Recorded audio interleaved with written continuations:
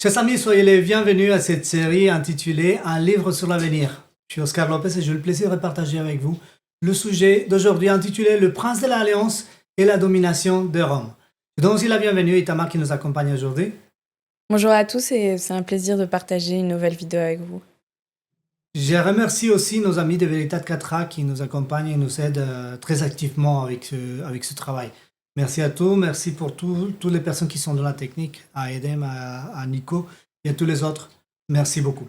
Mais avant de commencer, nous allons faire un petit résumé du dernier sujet. Et donc on a traité le verset 20 à 22 de Daniel chapitre 11. Et dans le verset 20, on avait parlé de quelqu'un qui allait faire passer un exacteur pour la gloire du royaume. Ça, c'est exactement ce qu'a fait César Auguste Octavien. Et il a fait un recensement du peuple, tout l'Empire. Il a donné l'ordre que chaque père de famille se déplace dans sa ville natale pour s'enregistrer et payer des impôts. Et c'est dans ce contexte-là que Joseph, le plus de Marie, est allé à Bethléem. Et c'est comme ça que Jésus est né à Bethléem, dans l'accomplissement d'une prophétie qui avait prédit que le Messie serait né à Bethléem. Donc ça, c'est très intéressant. Donc là, une fois de plus, la prophétie a prédit des détails assez surprenants des centaines d'années avant que ça se produise. Et un homme méprisé s'élèvera à sa place. Et cet homme méprisé, ce n'est autre que Tibère. Et Tibère, c'était un empereur un peu... Voilà, c'était un homme qui était détesté du peuple, qui était très donné à la simulation, à l'hypocrisie, mais qui en plus, il a pris le royaume avec des flatteries. Les flatteries, pourquoi? Parce qu'il a fait croire qu'il ne voulait pas prendre la place de César. Sauf qu'il savait très bien que ne pas prendre la place de César, c'était d'ouvrir la porte à une guerre civile. Parce qu'il y avait plusieurs factions qui voulaient prendre le pouvoir de Rome. Ok, donc du coup, c'est plutôt le Sénat qui sont venus, le Sénat très serviliste, ils sont venus le supplier de prendre la place de César. J'imagine que ça devait être aussi très compliqué pour le Sénat parce que ils sont pas, voilà, ils voulaient pas. Déjà, ils sont toujours un peu en contre des empereurs. Toujours, hein. Pas toujours, mais très souvent, oui, en effet. Très souvent, ils se font la guerre. Hein. Oui, très souvent. C'était un contre-pouvoir, quelque part. Le rôle du Sénat, c'était de faire contrepoids pour qu'une personne n'ait pas tout le pouvoir et qu'il n'y ait pas des dérives. En tout cas, voilà, ça se passait, et dans le verset 22, il est même prédit que le prince de l'Alliance serait brisé. Et c'est exactement ce qui s'est passé pendant le règne de Tibère. Jésus a été crucifié sur la croix. Donc voilà, ça s'est vraiment accompli. Et donc on va se lancer dans le sujet d'aujourd'hui, mais avant de commencer, on va parler d'une prophétie, laquelle on a déjà parlé pas mal. Ce n'est pas censé être l'étude complète de la prophétie de 70 semaines, on va le faire vraiment d'une manière très résumée.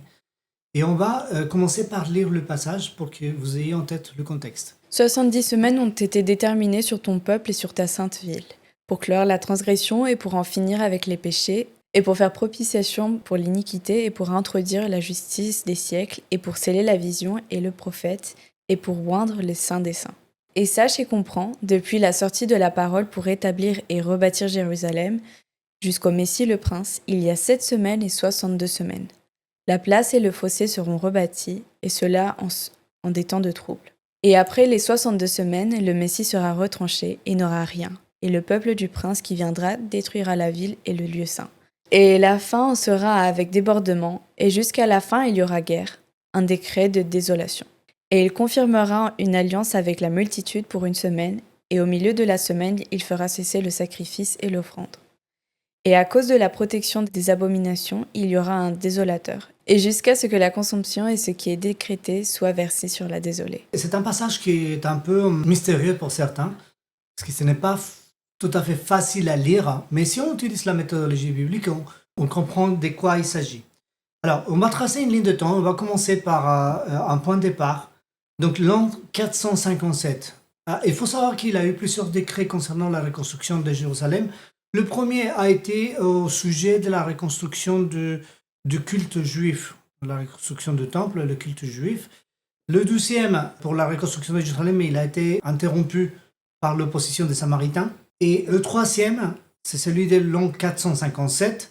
C'est celui qui a consolidé vraiment Jérusalem et tout le reste. Puis l'autre, il vient confirmer ce qui avait été décidé. Mais on peut prendre le décret le plus significatif, celui qui a le plus d'effet d'un point de vue civil, en tant que Jérusalem en tant qu'entité indépendante politique et militaire, c'est celui de l'année 457. Et si on prend un point de départ en 457 et on compte 70 semaines prophétiques, une semaine c'est 7 jours, 70 fois 7 c'est 490, 490 jours prophétiques c'est 490 années.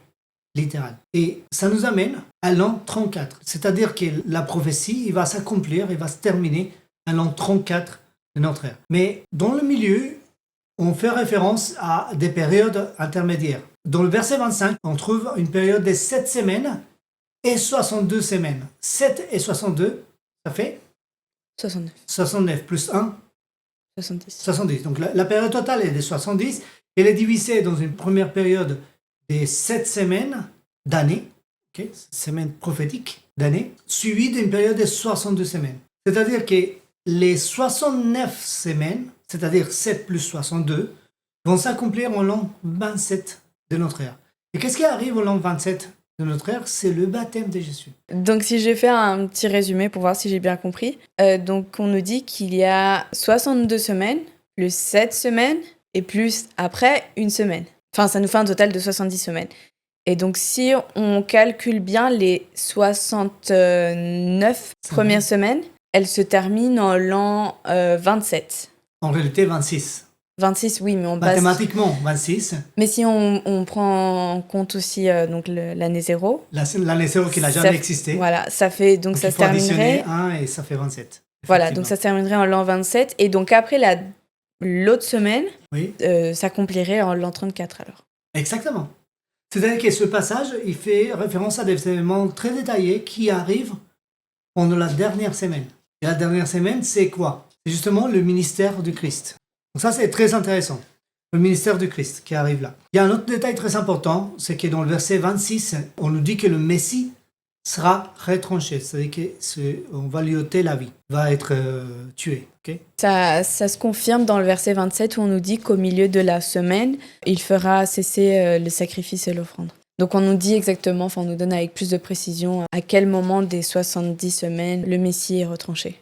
Exactement. On nous confirme en plus qu'il va faire une confirmation de l'alliance. Verset 27, il nous dit « Il confirmera l'alliance avec une multitude pour une semaine ». Alors, il va confirmer l'alliance avec tous? Non. Avec une multitude, c'est-à-dire qu'il ne sera pas confirmé avec tout le monde. Et il ne dit pas qu'il va établir une alliance. Il dit qu'il va confirmer une alliance. Pour confirmer une alliance, il faut qu'il y ait une alliance déjà établie, n'est-ce pas? Oui. Et bien, justement, c'est l'alliance, c'est le pacte d'Abraham que Dieu a fait avec Abraham, qui va être confirmé avec une minorité, entre guillemets, mais qui seront quand même nombreux. C'est ceux qui vont établir l'église chrétienne de cette époque. Il faut savoir que selon les récits du livre des Actes dans la Bible, beaucoup de prêtres ont fini par accepter la foi chrétienne.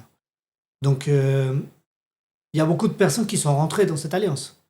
Et ça, c'est arrivé, ça a commencé l'an 27 avec la prédication de Jean-Baptiste et le baptême de Christ, le ministère du Christ jusqu'à l'an 31, printemps de l'an 31, et ensuite, après la mort et la résurrection de Christ, le début de l'Église chrétienne avec la Pentecôte et tous ces événements qu'on connaît dans le livre des Actes, où 3000, dans une seule prédication, 3000 personnes se sont converties. Donc l'Église a démarré, c'est une proto-Église, c'est une Église qui démarre, et ça va jusqu'à l'an 34. Et qu'est-ce qui arrive dans l'an 34? C'est la fin de la 70 semaines, parce qu'au début, dans le verset 24, il nous dit 70 semaines sont déterminées pour ton peuple. C'est-à-dire que c'est une période d'épreuve pour remplir une condition. Et les conditions sont données dans le verset 24. Et si ces conditions n'étaient pas remplies, ceux qui ne remplissaient pas les conditions, ils allaient sortir du pacte. Donc il y a une fermeture de la porte de la grâce. Et la première porte de la grâce qui se ferme, c'est pour le Sanhédrin, les dirigeants religieux du peuple. Il y a la lapidation d'Étienne et il y a Paul. En fait, c'est pas Paul, c'est Saul. Il devient Paul après. C'est Saul qui persécute l'Église. Saul de Tarse qui persécute l'Église. Et partout où ils sont persécutés, il faut savoir qu'à Jérusalem, ils ont fait une persécution horrible et que des centaines et des centaines de personnes, voire des milliers de personnes, ont fui. Et partout où ils allaient, ils prêchaient la parole et ils annonçaient l'Évangile. Donc, c'est de cette manière-là que l'Église s'est étendue, s'est développée, mais pas autour des Juifs, puisqu'ils avaient rejeté officiellement le Christ, mais autour des personnes qui étaient non-juifs. Donc, les Samaritains en premier, mais aussi des personnes d'autres cultures, les Grecs et je m'en passe d'autres. Il y avait plein de cultures autour qui ont connu, qui ont pu profiter de cette vérité lors de cette persécution. Ça, c'est Paul. Et finalement, Paul, il va se convertir, il va rencontrer Jésus, il va se convertir, il va se transformer en Saul, il va changer de nom, et il va devenir un apôtre pour les gentils. Les gentils, c'est les non-juifs qui vont recevoir l'évangile. Donc à partir de là, il y a l'évangile qui est donné aux gentils. Donc ça, c'est un paragraphe très intéressant. Le verset 22, si on revient, parce que c'est un texte qu'on avait traité, le verset 22. Donc il y a la mort de Tibère César. On sait que Tibère César, il a été brisé. Et comme il a été brisé, c'est simple. Donc il était à l'île des Capri. Tu sais ce qui s'est passé à l'île des Capri? Oui, Tibère a fait beaucoup de choses atroces là-bas. Oui, des affaires avec des mineurs et il a fait même assassiner sa mère. Il a fait plein de choses. Après, il a commencé à s'affaiblir avec le temps, l'âge. Il a commencé à s'affaiblir et il simulait être en pleine forme. Et il simulait participer aux entraînements militaires de ses soldats. Mais finalement, ne pouvant pas occulter en fait sa faiblesse, il fuit Capri. Et il va dans le continent et il se retrouve dans un endroit qui s'appelle le promontoire de Mycène. Vous appelez. Je ne pense pas que cet endroit existe encore. Mais c'est le promontoire de Mycène. Et dans une maison de campagne, le 16 mars de l'an 37, il rentre dans une espèce de sorte de coma, il donnait l'aspect d'être mort. Et donc Caligula, qui était son neveu, oui, c'était son neveu. C'était son neveu, qui était un prétendant au pouvoir, il s'organise avec des troupes pour aller prendre l'Empire. C'est intéressant. Et quand ils arrivent, surprise, Tibère se réveille. Ce qui est dit là, c'est que finalement, Tibère est brisé. Pourquoi il est brisé? Parce que quand il se réveille, Marco, qui était le préfet prétorien, la garde prétorienne, qui était la garde qui défendait les empereurs, et il donne l'ordre qu'on le touffe avec des oreillers, et finalement, il est mort assassiné. Vous voyez, c'est pas comme son prédécesseur, il est mort de vieillesse. Lui, il est mort assassiné, il est mort brisé. Et Thomas Newton, il propose une traduction différente de ce verset. Il dit « Et les bras du déluge seront vaincus devant lui et seront brisés ». C'est-à-dire que celui qui inonde va être inondé. Celui qui fuit, finalement, va recevoir. Mais il va aussi briser le prince de l'Alliance. Parce que pendant le règne de Tibère, le prince de l'Alliance, Jésus, le Messie, a été crucifié sur la croix en l'an 31, en printemps. Alors, on va faire un petit résumé de l'histoire de ce que nous avons vu pour mettre le contexte. Il y a le premier triumvirat qui est constitué de Jules César, de Crassus et de Pompée le Grand. Et Pompée le Grand, exactement, Thomas. Et à la mort de Jules César, il a été assassiné par le Sénat, chose courante parmi les Romains. Il y a le 12e triumvirat qui s'élève pour venger la mort de César. Et César Auguste Octave qui va dominer. Et cet 12e triumvirat était constitué d'Octave, de Marc-Antoine et Marc-Émile Lépide. Exactement. Et finalement, il va vaincre. Il faut savoir que, je vais citer, mais on va le voir en plus en détail tout à l'heure, c'est à la bataille d'Actium qu'Octave a vaincu les troupes égyptiennes avec Marc-Antoine. On a vu déjà ça dans la série. Et celui de Tibère César, c'est l'homme méprisable, un vilain qui monte sur le trône. Et ça nous amène à la mort de Tibère César en l'an 37. Donc voilà, nous avons le contexte historique, qu'est-ce qu'on est en train de dire. Et puis là, pendant le royaume de Tibère César, c'est l'accomplissement de Daniel 9, 26 à 27 qu'on a vu. Le milieu de la semaine, la dernière semaine des 70 semaines, la mort du Christ au printemps de l'an 31. Voilà, ça nous amène au verset 23.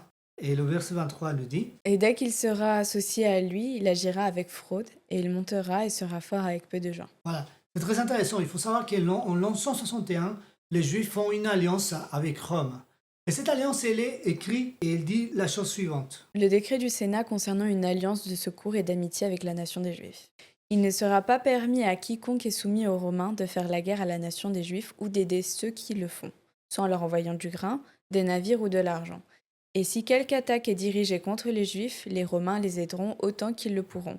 Et aussi si les Romains sont attaqués, les Juifs les aideront. Et si les Juifs se proposent d'ajouter ou d'enlever quoi que ce soit à cette alliance d'aide, ce sera fait avec le consentement commun des Romains. Tout ajout fait comme celui-ci aura de la force.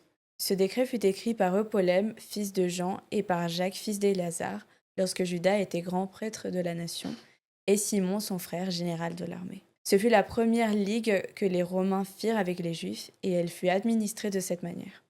À cette époque, les Romains étaient un petit peuple, mais ils ont commencé à agir avec tromperie ou ruse, comme le mot l'indique. Et à partir de ce moment-là, ils ont augmenté régulièrement et rapidement jusqu'à ce qu'ils atteignent le sommet de la puissance. Exactement. Et Rome a fait beaucoup de choses, mais il y a un détail. Il y a un Ouais, détail. si tu peux revenir en arrière, il y a quelque chose qui a attiré mon attention. Oui, C'est le fait que quand le décret a été écrit, c'était Judas qui était grand prêtre de la nation. Donc si c'était un grand prêtre, c'est qu'il devait être, ça devait être un lévite. jusqu'à un Lévite, c'était un descendant d'Aaron. Oui, mais en fait, normalement, les Lévites sont consacrés pour toutes les tâches du temple. Exact. Et donc, normalement, ils sont retranchés, on va dire ils sont retranchés, ils sont mis à part juste pour le service du temple. Exactement. Or, je vois ici que c'est marqué que Simon, qui était le frère de Judas était le général de l'armée. Et ça se confirme, hein, parce que ça, c'était l'an 61, c'est quand le décret a été signé. Mais si on regarde plus loin dans l'histoire, et on a déjà vu dans cette série, quand Pépé le Grand arrive en Judée, il y a un conflit entre deux frères. Ouais. Et C'est c'était des des frères Enfin, c'était des Lévites aussi.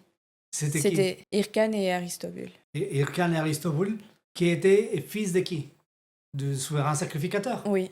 Donc, ils ne pouvaient pas prétendre à un poste civil.